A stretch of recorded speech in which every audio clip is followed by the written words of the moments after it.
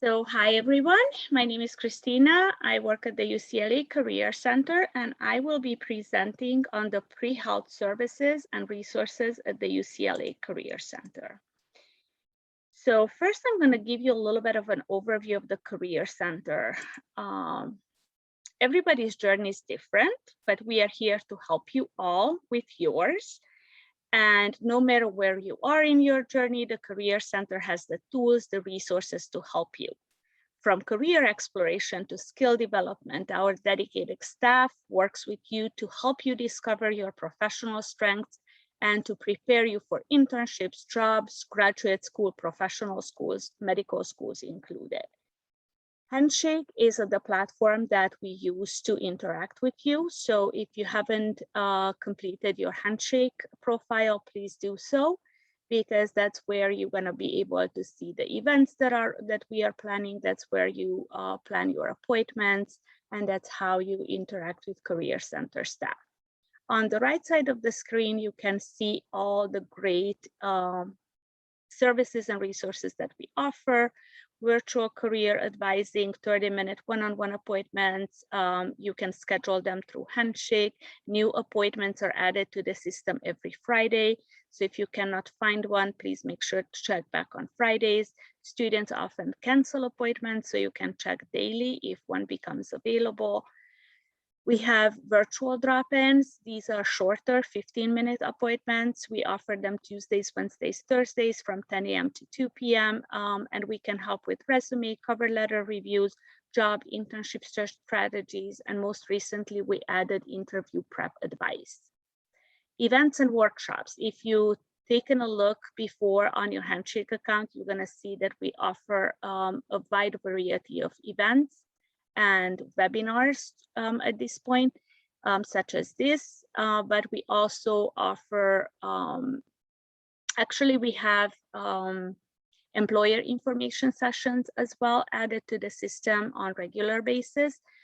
Those can be added almost daily, just when employers request an information session to be added to the system. So the events and the workshops are developed for a quarter. So all of our events and workshops are already in the system, but the employer info sessions can be added ongoing. On-campus recruiting, you have access to employers through the Career Center, and we do share interesting articles and digital resources on our website. Online resources. So we are trying to be a 24/7 career center. So we do have a lot of things that you can access from the comfort of your computer anytime during the day or night if you prefer. So we have VMOC, for example, that will help you redesign or design your resume. It's going to be, you're going to be able to get to see how strong your resume is based on a point system, and it helps you with developing your resume's content and format. Parker, Dewey, Forage are new partnerships where so we can help you and the other UCLA students find micro internships and for any majors, any class years and degree levels. Forage offers work experiences virtually to develop skills with companies across many industries. Focus 2 is an assessment. So if you're not quite sure yet whether you want to be a doctor, Focus 2 is something that you can take a look of what Plan B might be for you. Vault is a great resource to access industry-specific career guides, research companies, industries, trends within industries, and they also have a great internship and job database. Going Global are for those who might be considering either studying abroad or working in different parts of the United States. You can research other parts of the States and over 100 countries and cities, regions to see what are their career options there, what you can do while you're there, maybe on your study abroad program. Interview Stream, it's a platform that will help you prepare for interviews. We also offer mock interviews for right now on Zoom, but interview stream is there for you to practice at any time. You can record yourself, you can rewatch, you can choose from over 7,000 general and industry specific questions. So it's really a helpful tool when you are preparing for upcoming interviews. And now more specifically about PreHealth Services. So I mentioned mock interviews just a second ago. We do offer mock interviews for medical school as well. So these are again 30-minute appointments that you can schedule through your handshake, and we can practice general medical school interview questions with you. For right now, we offer them on Zoom. Probably second part of October, we will be offering in-person appointments as well. Most medical schools conduct interviews virtually, but some may be switching back to in-person ones. Personal statement critiques. So as you probably know by now, the medical schools require you to write a 5,300 character long personal statement.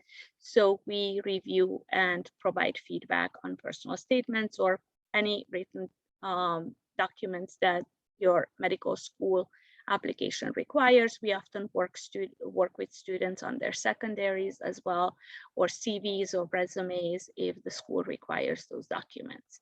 And then we have workshops that you can check the lineup on Handshake, and I'm going to have a later slide with all the events that we have planned for fall. So PreHealth Services, 1, 2, 3, I just went through, but we have a PreHealth at UCLA website. It's been developed 2 years ago.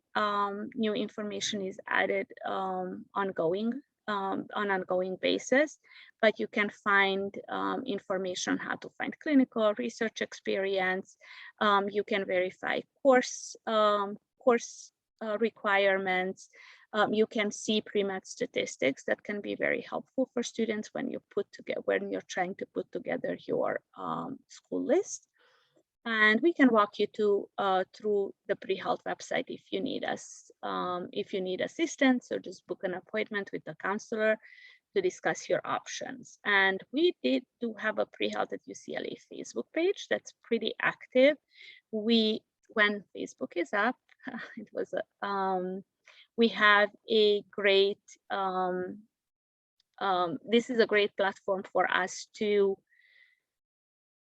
remind you of upcoming events, to share student group, student organization announcements, other institutions announcements of summer program, research programs. So you can follow our Facebook page, and if you find it helpful, just stay with us. If not, you can always just leave the Facebook page. The PreHealth newsletter goes out bi-weekly. It just went out this Friday. If you want to receive it, you can sign up for it very easily through your Handshake account just by choosing healthcare as an industry preference. And you will be receiving bi-weekly newsletters with upcoming events, other opportunities across campus, and also across other institutions. And we do highlight PreHealth related job postings on Handshake as well. So we have series that are ongoing. So the MedMentor Mondays, you're going to have Julia today to introduce MedMentors who are first and second year medical school students at David Geffen School of Medicine. And they host series of webinars and on a variety of pre-med topics. They also offer one-on-one, but she's going to talk about it in detail shortly. MCAT GRE strategy sessions, Princeton Review, it's a great partner for us for years now. So they are offering strategy sessions every quarter, and the dates are going to be on the next slide. And we do offer MCAT and GRE practice tests online for free, again with Princeton Review's partnership. And these are the dates for the upcoming events. So in the Pre-Med Now What series, we're going to have 2 more events on Thursday, finding clinical experience and finding research on campus. So if you are interested, please sign up and please join us on Thursday. to find out more about our resources on campus and off campus. And as you can see on the left side, MCAT strategy session practice test dates as well for the GRE. And we have started a series a year or two ago on hidden gems in healthcare, just to broaden the options for students interested in healthcare related fields. And this quarter, we're going to introduce environmental health advocate as one option. So I think, yes, this is it. And I see one Q&A. Are the online resources free? Yes, they are. So you can access them through your computer. And yes, they are free for you to use. Any other questions? Feel free to post it in the Q&A. And I will be managing both the Q&A and the chat. So for other presenters, please put the questions in the Q&A. And if you have any questions for me, for the Career Center, keep them in the chat. So another question, what is the difference between GRE and MCAT? No, the GRE is not needed for medical school. GRE is mostly needed for graduate and professional schools like PA, for example. Medical schools only accept the MCAT, and the MCAT is a 7.5-hour test, while the GRE is a 4-hour one, and they cover very different topics. So if you are interested in what the MCAT covers, please make sure that you attend this strategy session. And the GRE strategy session, if you are considering physician assistant, optometry, actually the optometry is OAT, never mind. So physician assistant programs or occupational therapy or physical therapy, I think they both require the GRE. Any other questions? All right, so I don't see any in the queue. Oh, there is another one. The recording will be uploaded to the UCLA YouTube channel, UCLA Career Center YouTube channel. I will put them all in the chat shortly. Okay, so this concludes my presentation. So I will invite Garrett and Grace to introduce the UCLA Writing Center. Thank you so much, Christina, for that. I'm getting our presentation pulled up right now. Okay, perfect. Can everyone see that all right? Cool, I'll take that as a yes. Awesome. Hi, everyone. My name is Garrett Ewald, and I'm here with Grace Sosa. We're both peer learning facilitators at UCLA's Undergraduate Writing Center. I've been a PLF for about a year now, and yeah, I'll introduce Grace, and she can tell you guys a little bit more about the Writing Center and what we do. Yeah, so hi everybody, my name's Grace. I'm a 4th-year human biology and society major. Fun fact, I'm an ex-pre-med, decided not to do it anymore, but good for you for sticking it out.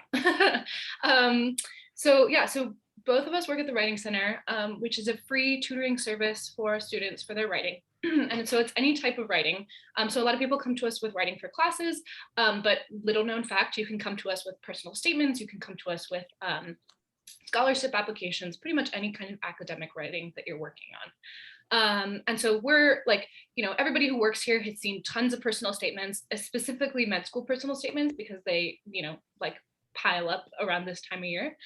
So we're all really experienced with this kind of stuff and are going to be a great help if you want some help editing your personal statements. And so a little bit about the services that we offer. So we are offering both virtual and in-person appointments. And I'm going to link our website in the chat. It's www.uwc. Let me just check. But basically, if you go to our website, uwc.ucla.edu, there's a link to sign up for appointments. We offer 50-minute scheduled appointments, which are good to schedule in advance because they get booked up at the end of the quarter. But we also do walk-ins. So if you don't have the hindsight to schedule an appointment, we do 30-minute walk-in appointments as well. The time is not guaranteed on this, however. So when it gets busy, you might have to wait for a couple hours. Yeah, and we have a couple different locations. Our main location is in Kaplan Hall, but we have other locations. You know, if you're a social science major, which I would predict not many of you are, we have a social science location. We also have locations. We have a fully remote evening location, and we also have one in Reber Hall if anybody's living on the Hill and likes to do their appointments in the evening. Both of those are open from, I think, 6 to 9 during the weekdays. So that's a little bit of an overview on the services that we offer. But specifically today, we're going to be talking a little bit about how to write a good personal statement, what that looks like, and then kind of what we see coming through the Writing Center and what things are good and what things are bad. Not bad, but just need a little bit of work. So yeah, let's hop into it. Okay, so the basics of a personal statement. We're also going to talk about the difference between a personal statement and a statement of purpose. But a personal statement should be storytelling of experiences related to who you are and how they shaped your interests in medicine and in healthcare. And so the goal of a personal statement is to kind of give a more personal view of you. You know, it's your way to, you know, basically characterize yourself for the admissions committee. So important things here are making sure that you're engaging the reader, using a writing style that is fresh and also is, that should say not active, sorry, I just changed it, that should say like your own. So, you know, making sure that you're not trying to like write in a super academic way or in a way that doesn't feel natural for you, because if you do, it'll come off as kind of awkward and people aren't going to get really a feel for who you are. So yeah, so erring on the side of, you know, simpler language is okay, just make sure that it's, you know, it feels authentic to you. Also, for a personal statement, you want to find a unifying theme and try to establish it. This is not supposed to be a laundry list of like your accomplishments, right? Because you have that in your resume, you have that in, you know, like the application portal, you submit all that stuff. You want to kind of construct a narrative about your life and about your experiences that that kind of like your extracurricular experiences and your work experience and your class experience all kind of fits in. And every paragraph that you write should like connect this theme in some way. The first paragraph is usually key for setting the tone. I usually direct people to make the first paragraph a little bit more narrative focused, just so that there's something to draw the reader in, so that it's not like a really bland kind of like, this is what I've done in my time at UCLA, right? You kind of want to almost like a couple sentence hook, right? Like draw the reader in, make them interested in your story and who you are and why they're here. And then the last thing that's really important is making sure that you do your research on the schools that you're writing about. So, you know, for example, what sets this particular school or program apart? A lot of times, you know, when you're looking at different med schools, there'll be different aspects of the program, you know, like maybe different programs offer more research support for students and you want to get into clinical research. So you can say like, that's why I like this school. Or, you know, there's a lot of community health opportunities or something like that. So there's a variety of different, you know, facets of every program that you're going to be looking at, making sure that you're picking things from their website, from, you know, things that you've heard in webinars or wherever you're like learning the information about schools that you can put in this essay to kind of talk about why that specific school is your target. And then also be specific when you're outlining your goals and your future plans. So, you know, everybody who's going to med school wants to be a doctor. Why do you want to be a physician? Also, what are you thinking about maybe for your specialty? Why have you ended up in that situation? Yeah, and just kind of like connecting all those goals to the experiences that you've had and that you talk about in your personal statement. Awesome. So next, I'm going to be talking a little bit about statements of purpose. Occasionally, these can also be things that med schools request alongside personal statements. One way to think about it is that the statement of purpose largely begins where the personal statement ends. So with a personal statement, kind of the big final concluding things you want to be talking about are kind of your long-term goals, your career plans, your interest in that school. And that's mainly what's going to dominate the entirety of statements of purpose. As the name purpose would imply, getting into the first bullet point here, you're going to focus on your reasons for applying. So your purpose of being interested in grad school in the first place. These can include professional, intellectual, and research interests. And you can explain how your research interests can be pursued at this particular program. These can really manifest themselves in a lot of different ways. Some things to maybe think about is maybe there's a certain problem you want to solve, or a thing you want to bring to the field or to the world, or a mission you have that you want to tackle in grad school and potentially in your career at large. This can be hard to come up with at times, but the more specific you can get about what you're really interested in, what you want to pursue, and what you want to tackle at that grad school, and why you need to go to grad school in the first place for that thing, it's going to be really important. So the next thing you want to move into in your statement of purpose is relevant expertise and knowledge that you've gained throughout your experiences. So you have this purpose, but you also want to show all the ground that you've already covered on that purpose, all the opportunities you've taken advantage of, all the experience you've had and knowledge that you've gained yourself that have already brought you that much closer to making that purpose a reality. They don't want to see you having a purpose that you haven't really put any effort in already. You want to show that you have this purpose, you've already been working towards it a lot, and grad school is just going to be the next step in that process. Along with that, you're going to want to demonstrate your knowledge of the field, profession, show that you have a lot of knowledge to bring to the table, that you're very versed in these topics and your given purpose. You've worked in a lot of different labs where you've learned these things. You've worked alongside certain professors where you've gotten this firsthand experience.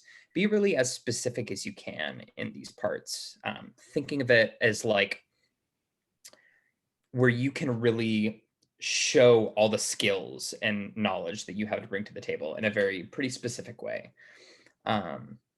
Next, show how you will impact the field. And what has impacted you in that field. This is really important. This kind of goes along with that mission. What do you want to bring to the table? What unique and new thing, what new idea do you have? What new medical device do you think about that you want to bring to the field? That can be really valuable because it can really set you apart from other applicants. It can make you seem really focused, and it shows that you really, really know what you're committed to and that you know a lot about that field in the first place. Also, you want to focus on your specific research or professional interests within a particular field. So how have your academic and professional experiences shaped your interest in this program? So to kind of wrap all this up, I would maybe kind of think of a statement of purpose as having three main components. First of which, where you're really just stating your mission, your purpose, whatever that may be. Really asserting that focus or drive you have to see a certain specific thing realized during your time at grad school. Next, moving into, as a lot of these bullet points show, everything that you already have to bring to the table on that specific thing. And then lastly, I always encourage students to bring in some specifics about the grad program to show that you've done the research and say, these specific things about this specific program will bring me even closer to making that purpose, that mission, that goal a reality, and kind of explaining why. Totally feel free to reach out if you guys have any questions about this more, but this is kind of the general overview of the main components that they're looking for in a statement of purpose. Okay, so we've talked about the good things. Let's talk about some things to avoid. This list is a little bit shorter because I think that, like with this kind of writing, it's very personal, but so there's some general things that you don't want to do. The first is, please don't make a laundry list of what's in your CV or your resume. The rule of thumb is if they could have read everything in your personal statement in your resume, scrap it. You gotta spin this a little bit. It has to be different from the other materials that you're already submitting. Making sure that you use specific language about the program that you're applying to. So a lot of times people will have a master draft of their personal statement or their statement of purpose for med school, and then we'll kind of, insert, copy and paste a couple sentences at the end or at some point that pertain to a specific program. So making sure that you have that scaffolded in and you can implement that specific language. And then also, as a general writing tip, avoiding passive voice as much as possible. There's an example of that. There's a lot of resources online about that. We could do that all day. So I'm gonna skip over that, but yeah. Cool. Next thing we're gonna get into is that writing is psychological. So to kind of preface what we mean by this slide, writing can feel daunting no matter what you're writing about. But I find that often with things like a personal statement of where you're sharing personal stories about your life, experiences you've had in the past, how you grew up, why you're interested in the thing you're interested in, that can feel extra daunting. And students oftentimes can get kind of locked up in that and feel like it's difficult to write about themselves in that way. So yeah, this slide is just kind of show that that's something that everyone experiences. You're totally not alone in that. And there's totally steps you can take to try to break out of that writer's block. This first bullet point, sometimes the hardest part of writing is actually sitting down to write. Really setting aside some time for yourself that you're dedicating to the process of writing, to working on the personal statement or the statement of purpose, and giving yourself that time and that space to really start letting the writing flow. Yeah, the next bullet point, the biggest obstacle is often imposed pressure, whether it be ourselves or the stakes of what we're writing for.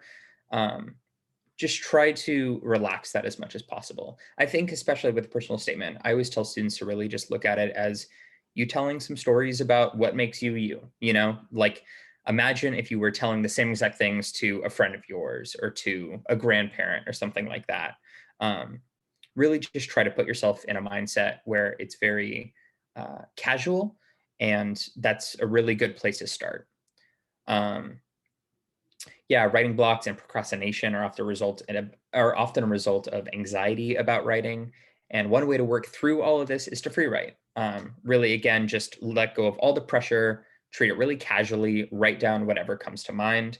Another thing is that I find that often in appointments, and I feel like a lot of students experience this,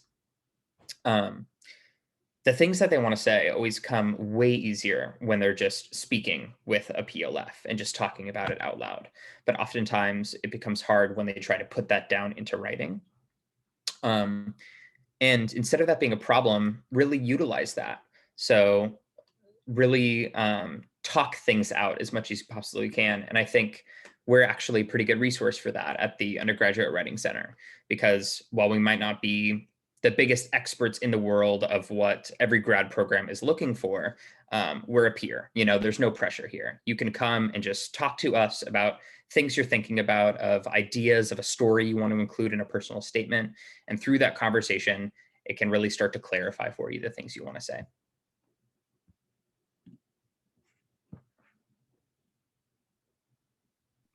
Okay, so that's great and all, but a lot of times the hardest part is just getting started. So here are 3 steps that you can take to kind of get the ball rolling with your personal statement. So the first is, I always recommend doing like a brain dump, coming up with a story that you want to talk about, and then just free write the story as you would tell it to somebody that you know comfortably. You know, and it doesn't have to be the story that you end up going with, but it's just a quick brain exercise to kind of get yourself going. You can be as messy as possible with this. You can like mold it after it happens.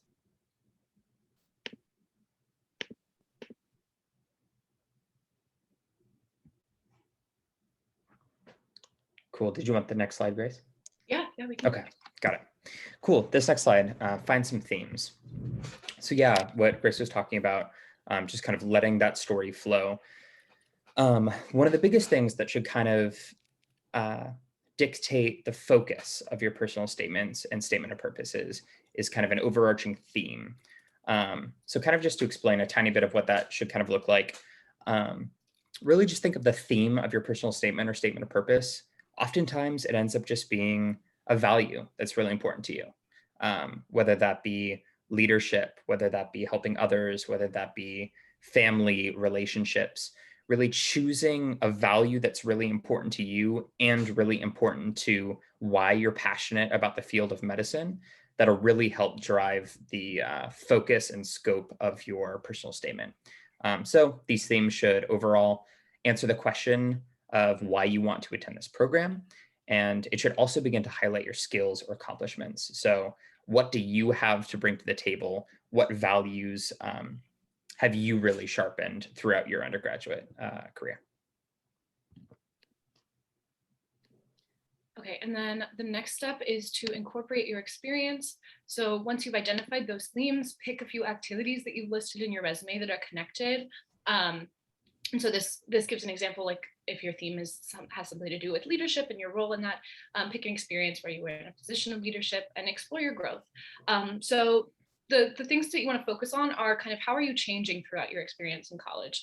What was your skill set like before and after this experience? Define what your skill set is, like these are the specific tangible skills that I have that would make me a good physician. And then what did you learn from the experiences and how did they change you? Yeah. Awesome, cool. And then once you kind of have done this brainstorming of your values, what's important to you, coming to some outlining can be really useful. Here's kind of just a standard way to outline. Again, the three main pieces of the personal statement are the story, the themes, and the activities that you've done. And a process of outlining this is writing out a summary of that story, trying to get all the details down. And then looking through that, identifying the themes that you want to incorporate and connecting these themes to specific activities that you've taken advantage of. And then within that summary, look through and try to find some pockets where you can fit in discussion of those activities that you've done and build upon them more. And then by doing this, if you see, you'll kind of end up with a complete and full outline of a personal statement. You have a story of yours to share. You have values that you can point out from that story, and then activities that you've taken advantage of based on those values. So there's another type of outlining that you can do called the reverse outline. Basically, you start with your fully written essay and then go back and separate it into chunks based on the thematic elements or stories that are present, thinking about what themes are continuous throughout your writing and how does each paragraph answer the prompt that you're given. And then finally asking a couple questions to guide your understanding of the structure, such as like what order of paragraphs would make the most sense. Once you've looked at it all, are there any ideas that are extra that we don't need or that don't fit the overall theme? And then does each paragraph have a clear focus? And this is a strategy that's really helpful if you have a hard time kind of like planning before you write. You can just write the whole thing and then plan it after you do that. Awesome. Cool. Next thing, another outlining form is called puzzle outlines. This one's really good for students who don't really like thinking super linearly from beginning to end, but they like a more non-linear storytelling approach. So how this works is you group themes or ideas that you're thinking of into vignettes. So kind of summarize or free write and be like, how do these fit together? Let me free write everything I have in that one little group and think of that as a puzzle piece. So then you can step back, look at all the puzzle pieces you have, and then see if you can put them together in a certain way. And as you're doing this, it's kind of helpful to have the overall structure kind of in mind of the personal statement or the statement of purpose, kind of have that general structure that you want to go for, and then look at that and see what places in that structure can I place these individual puzzle pieces that I have. Okay, and then really quick, I'm going to run through this because we're almost out of time here. But basically, when it comes to structuring your personal statement, there's two ways that you can do it. You can structure it chronologically, which I think is the most common way to structure it, or you can structure it by theme. So, sometimes like the second one I think the first one is pretty intuitive, but the second one would occur maybe if, you want to talk about like an experience that you had later in your college career that was kind of more related to something that you talked about earlier in the essay. So it just kind of depends on what's most relevant to talk about in the structure, or, in the order that you put it in. Yeah, and then final questions. So sorry we're out of time, but feel free to pop questions in the Q&A or in the chat and we'll be answering them. I'm also gonna type in the chat how to sign up for appointments written out so that you guys can see that. But yeah, thank you so much. Thanks, everyone. Thank you, Grace and Garrett, for the presentation. And if you have any questions about the Undergraduate Writing Center, please make sure you type it in the Q&A. And now I'm going to invite Kathleen to talk about the College Academic Mentors, who are another great resource for UCLA pre-meds. Thank you. That sounds good. Let me see if I can actually get into presentation mode. Okay, can you see my screen? You probably can't even react because I don't think I can see you all. Great. So my name's Kathleen Kane. I am part of the College Academic Counseling. I'm one of the College Academic Mentors. So I wanted to talk to you all a little bit about what we do. We are the counseling unit for the College of Letters and Sciences. That means we support approximately 125 majors at the school. And the College Academic Mentors are really, we're grad students. We do, let me see if I can scoot. We do a combination of kind of advising and mentoring. So College Academic Mentors work predominantly with undergraduate students in their first and second years, and folks who are transfer students who are in their first quarter. But we do offer advising around kind of pre-graduate school in general to the greater UCLA student community.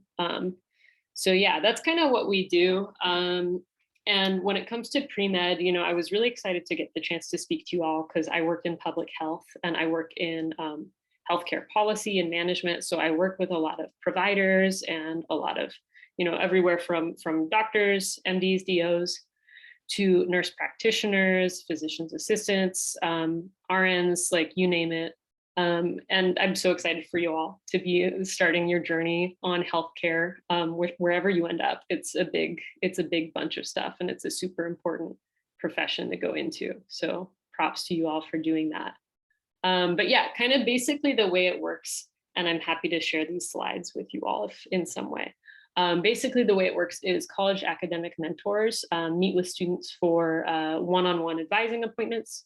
And those can really be kind of on the topic of your choice to some extent. So we're happy to talk with you about, you know, Garrett and Grace gave a great presentation about writing your personal statements.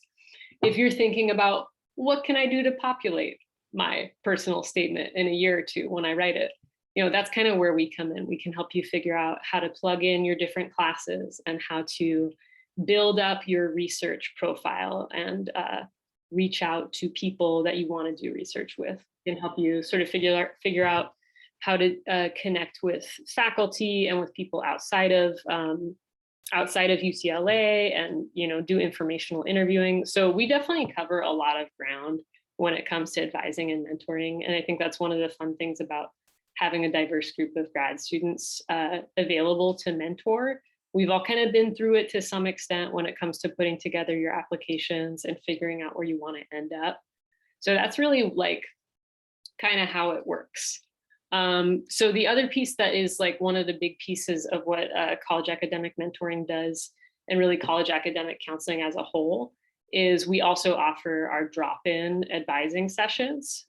So since pandemic, we're totally online right now. We, you know, TBD for in-person. So you can plan on catching us kind of 8 to 5 for appointments. But you can also access us through our drop-in Monday through Friday. And that's open, I believe, 10 o'clock in the morning to 3 p.m. And what that is a great opportunity to like click on a Zoom link from the comfort of your home. And you may just like wait in a little Zoom waiting room for a few minutes, but you'll be able to connect with someone same day to talk about like quick questions. So that's a great resource if you're either trying to schedule an appointment or if you just like, hey, I've got a question about XYZ requirement for my GEs. Can somebody help me make sense of this? So that's kind of how that plugs in. Yeah. And then in terms of what we do, so a lot of what we do is just help students to plan their programs. So obviously there are a lot of different majors. Some of you are STEM, some of you are not. And there are different requirements that you know, you're gonna meet by virtue of doing your program.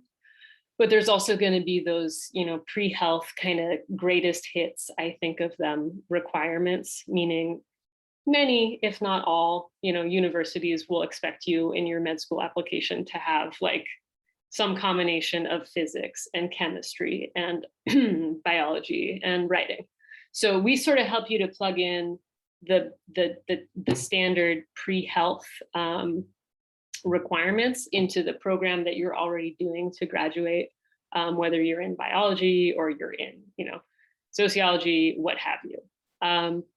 So if you're not quite there, we also help to do major exploration. So a lot of our students will kind of come to us and be like, hey, I'm thinking about doing biology, but I'm also thinking about doing like neuroscience or psychobiology, something like that. We can kind of talk through, what does each of those pathways look like? How can we learn more about what that field and that career path looks like? How can it kind of contribute to your development in terms of your professional goals? So again, part of why I was excited to talk to you all is, providers have a big impact in the healthcare system. And the coursework you take can, set you up to do a lot of different stuff. So thinking about, what does that actually look like in the future? And what is that career path that I want to do? Do I want to have some knowledge around management? Do I want to have some knowledge around regulation and public policy? So we can kind of help you have those conversations and think a little bit more holistically about your goals. The other thing that we do a lot of is helping students to navigate university policy. So you may, as a student, realize that sometimes this is a large institution with a lot of rules, and sometimes they can be confusing, and they are confusing, genuinely. So a big part of our job is also helping students kind of figure out, what do you need to do to satisfy your GEs? What do you need to do to satisfy your major prep, your upper division, etc. So a lot of that is also how we help students just kind of program plan and get through that. So I also just wanted to quickly stop sharing and show an example program plan, because I think that when I meet one-on-one with students, this is something that usually is helpful to get your eyes on. And it's also something that I enjoy working on with students. So this is essentially our little college academic counseling interactive program planner.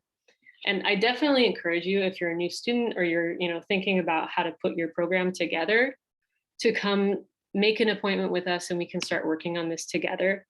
This is my favorite thing to do with students, is to help them figure out, what am I going to take and how am I going to get from here to there? So essentially the way it works is we just put together this spreadsheet that shows your year in school, fall, winter, spring. You can plug in your units, it'll calculate them for you. So you'll figure out, that you're getting the ones you need to graduate and you're, not going over limits, whatever. And you can really just get a good eyeball around what your life is going to look like for the next few years as you're working your way towards your goals. So that's something that I enjoy doing with students. I think it's super useful and helpful as you're trying to figure out where you're going. Excuse me. To just, start playing around with this. And this is something that I'll share with students in my one-on-one appointments, and I can email it to you later, and you can kind of go, okay, if I'm in between this psychobiology or, some other degree, you can literally just make yourself a new sheet and you can create a copy and start plugging in the different requirements. So I think that's super fun. That way you can be like, oh, I'm going to do upper division neuro, and that's going to be my spring. So I like doing that. I think it's helpful. I hope you find that helpful as well. And I definitely encourage you to come back and check it out. There's a few other resources that we do help with. Besides kind of these basics, we also help students to navigate doing petitions, dealing with dropping classes, adding classes, navigating different deadlines, just a lot of different stuff. So those are all things you can kind of come to us and message us through Message Center, or you can contact us through drop-in, or you can schedule an appointment. I will say it's a little counterintuitive, but you as students do have to kind of interface with us a little bit to make your appointment. So those are the modalities by which you would do that. You can get on a message center, or you can reach us through Reach. But I found that a little confusing when I tried to do it the other way around. And I was like, that's a little confusing. So yeah, hopefully that helps you all to know that. Yeah, and these are just kind of like the general links that I can also drop into the chat, but these are sort of our most frequently used resources. One is our Reach drop-in, which I mentioned. So that's just like think of it as a series of Zoom rooms that you can go through to talk to someone who can help you kind of same day. And that can be particularly helpful if you are in your 3rd or 4th year and you're wanting to connect with a full-time counselor, and they can help you with a quick grad check, something quick. I love to use the PreHealth information sites. I think there's a couple different UCLA PreHealth sites on the network of UCLA domain names. But I come back to those a lot, and those are helpful for finding your overarching PreHealth requirements. There's also a great website that we use called tasselstotheleft, which can help you to plan your program. You can download those kind of interactive degree planners that I just showed you on Excel. There's also a lot of different PDF-based ones as well. So you can kind of look at those and use them to figure out how they fit with your particular journey and the classes you're bringing in from AP or from other schools, and populate that out to make it unique to you. I also wanted to mention, the Career Center pre-med Facebook page is a nice resource. It has a lot of good information. So I wanted to give that a shout out as well. That's really, I would say, most of the information that I have. I'm happy to answer some questions if you want to drop any in the chat. Otherwise, thank you, and I'll stop sharing. Kathleen, you have a couple of questions in the Q&A. Let's see. Okay. So what is the difference between academic mentor advising and departmental counseling? I'm glad you asked. So one of the things that I forgot to mention that I like to tell our students often is you can think of college academic mentors and college academic counseling. We often refer to ourselves as like the Department of Referrals. So because UCLA is quite huge, and you're going to have different departments that you can refer to based on the department you're in or the department you're interested in, different resources like the registrar's office or honors programs, whatever. What we do is we are generalists, specifically college academic advising CAMs. We are kind of here to support you if you're in the beginning stages of your undergraduate career, and we really help you explore and figure out different things and sort of find your path. Your departmental advisor is going to be really knowledgeable about the exact requirements that you're going to need to meet to graduate with that major or that specific program from UCLA. So a good example is, you may be familiar from your travels around the web and your department websites with like seeing different GPA requirements, different pass no pass requirements depending on if you're enrolled in a certain major versus another. So those are the types of things where if you're having specific questions about, hey, I'm enrolled in political science and I want to know if I can take poli-sci 6, pass, no pass. I could probably tell you that one, but that type of thing, you can always refer to your departmental advisor and they'll be able to give you the best and most up-to-date advice about how specifically to meet requirements for your program. They'll also be a good resource for kind of the specifics, things that we wouldn't necessarily know. So a good example of that might be like, the best way to sequence some classes that if you're not sure what order you want to take them in, and say again that you're in political science and you think, hey, I don't know if I want to take 110 before or after I take 130. That's typically something that college academic counseling won't know those total details for every single different major. So those are a great place to talk to your departmental advisor, and they can often kind of tell you, here's what students have done in the past. So let me take a sip of water. Okay, and I see your other question. Can a student in honor programs make an appointment with the counselor from college academic counseling? So there are two answers to that question. One is we will meet with students from different departments to talk about, or different counseling units to talk about pre-grad school specifically. However, besides that, if you're in honors, you're going to want to always talk to your honors counseling. Reason being, college academic mentoring and CAC are not always up to date on the best information for you if you're in honors. Same thing if you're in AAP, advanced academic program, I think is what that stands for. So those are situations, or same if you're in athletics, where there are going to be some little particularities to the unit that you're participating in that will mean that you will want to speak with that advisor specifically. And to help make sure that we don't provide you with the wrong information, we will not, as CAC, make appointments with students who are in those advising units. Let's see, so I think that's all the questions. Great, thanks everybody. Thanks, Kathleen. If you guys have any questions for Kathleen, please keep putting them in the Q&A. In the meantime, I will introduce Julia, who's here to present, to introduce you to MedMentors. Hi, Julia, nice to see you. Hi, how's it going? Happy to be here. Good. Do you need screen sharing by any chance? Yes. Okay, hold one sec.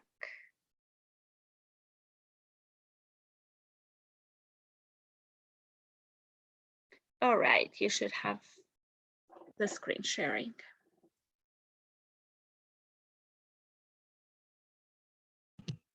All right, can everybody see that okay? All right. Yes, So hi guys, my name is Julia. I'm a medical student at UCLA at the David Geffen School of Medicine, and I am the founder of MedMentors. We started in early 2020, right before the pandemic, and we are a free resource to all students at UCLA and beyond. And so I'm just going to tell you a little bit about our resources and the things that our program offers. So MedMentors is a group of DGSOM medical students at UCLA, and we partner with the PreHealth office and work with Christina and her office to provide free resources to you all. And that's what MedMentors is. So our mission is to serve you, and as well as alumni from UCLA and beyond. And we also assist the PreHealth office, and it gives medical students an opportunity to share our stories and advice with people like we were just a few years ago. So a few things we have going on is pretty much every other Monday, we have a MedMentor Monday panel, and these have been on Zoom since we started. They're on a bunch of different topics, including choosing classes for first year, how to get a good start to your pre-med journey, MCAT prep, gap years, applications, writing essays, really anything you need to know about medical school, we have a panel for that. And these are all recorded, and you can find them currently on our Instagram, which is at MedMentors UCLA, and I'll send the link for that after the talk. We also have one-on-one peer advising, where you can just sign up anytime to have a meeting with a med student. And again, these are all med students at UCLA. We have all different years represented. And so you can sign up to just have a general advising session. You can do interview prep if you're currently in your application cycle. You can get feedback on a med school essay, etc. So it's just an opportunity to really ask any questions in a very low judgment environment. And hopefully we'll be able to make these in person, but right now they're on Zoom as well. Okay, we also have the Application Essays Feedback Initiative, which is a cool program for people who are currently applying to medical school. So it's an opportunity for a med student to review your personal statement, to review some of your secondary essays. So again, these are all free resources that you can take advantage of whenever you're ready. We have coffee chats, which are very similar to peer advising programs, but the difference is that these are events where you kind of just show up one day. It's typically an hour in the afternoon or evening. These used to be in person before COVID. Now they're on Zoom, but we are starting to move back in person to have outdoor events with coffee and snacks. So stay tuned. But you can just show up and there will be med students there and you can just ask whatever questions you want to ask. If you don't want to talk to people, we have the Ask the Med Mentors form, which is just an online Google form. It's completely anonymous. If you want it to be, we do suggest you include your email so we can actually get back to you, but you can also just submit questions that you might want us to address in future panels, and it'll give us better ideas for programming to provide for you guys. In addition to this general Med Mentors question form, we also have a Ask an MD PhD student form for those who are interested in becoming physician scientists. We also have a resources guide that is pretty new. It was actually created by a UCLA alumni, and she's now a medical student at UCLA. So she compiled a giant 50+ page document with information about all of the student orgs at UCLA, different volunteer experiences at UCLA. And it's just commentary from students who have been at UCLA and were pre-med at UCLA and are now successfully in medical school. So the comments are anonymous. And so you can just filter through that and maybe it'll give you some insight as you're thinking about what clubs to join at UCLA, etc. So these are some of our upcoming events for October. It starts off tomorrow with a Prime Drew panel. So Prime and Drew are two programs that you can join at DGSOM. And so we're going to have 4 students that are in both of those programs come and talk about their med school journey. So definitely tune into that. October 12th, which I believe is next week, we're going to have our coffee chat. It's going to be on Zoom. So just hop on the call at any time. You can stay for the whole hour for 5 minutes and just ask a med student a question one-on-one. October 16th, we're trying to have a mock interview day. Now this is limited to current med school applicants who are like applying right now, just to give them extra practice if they need it. So more details to come on that. 25th, at the end of the month, we'll have kind of a 2-hour session split into 2 parts. It's called Getting Involved, and we're going to talk about how to get involved in opportunities during the school year and what types of things certain med students were involved in undergrad. And then the second part will be about summer opportunities. So internships, fellowships, you name it, we're going to be talking about it. So definitely join in for that session. So the way you can find information about all of our events is you can follow us on Facebook, Med Mentors at UCLA. If you don't use Facebook, we have an Instagram at Med Mentors UCLA.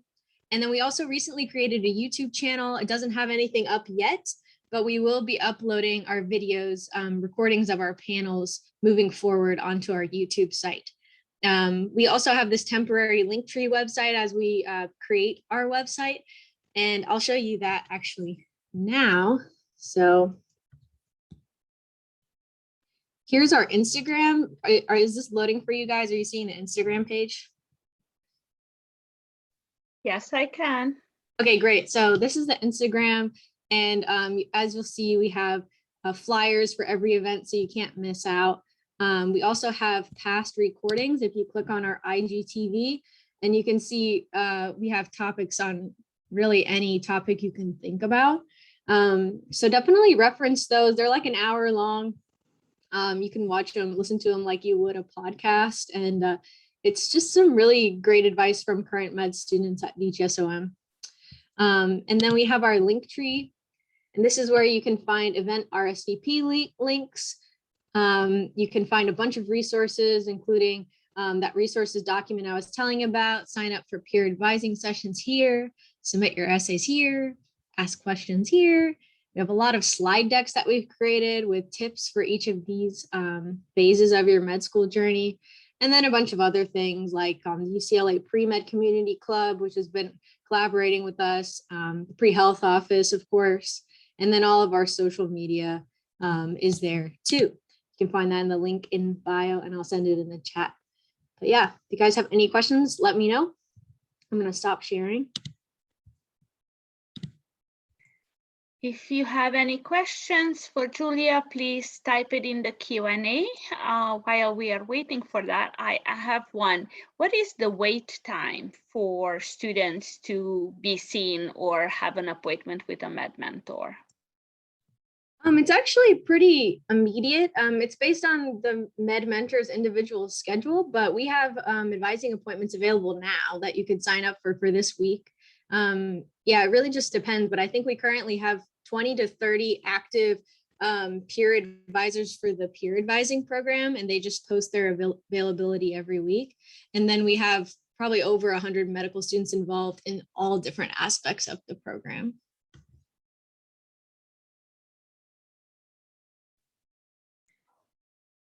Any questions for Julia?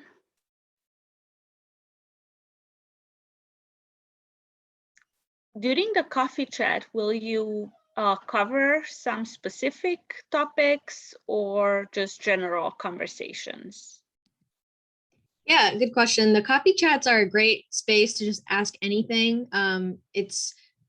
Right now it's in the setting of like breakout rooms on Zoom. And so we'll put a med student in a breakout room and match you with a med student. And then you guys can just talk as long as you want. And you can literally rapid fire questions. I suggest coming with a list of questions. Or if you just kind of want to hear us talk about our experience, we're happy to ramble on too. But there's no specific agenda for the coffee chats. They're very chill.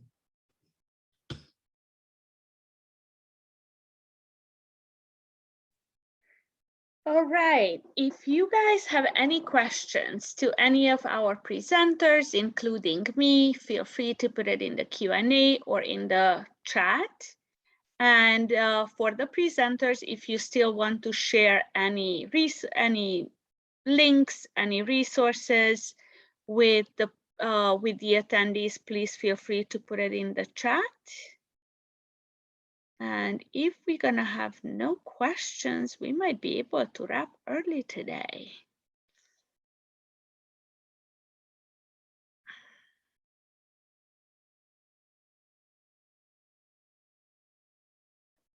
Going once, going twice.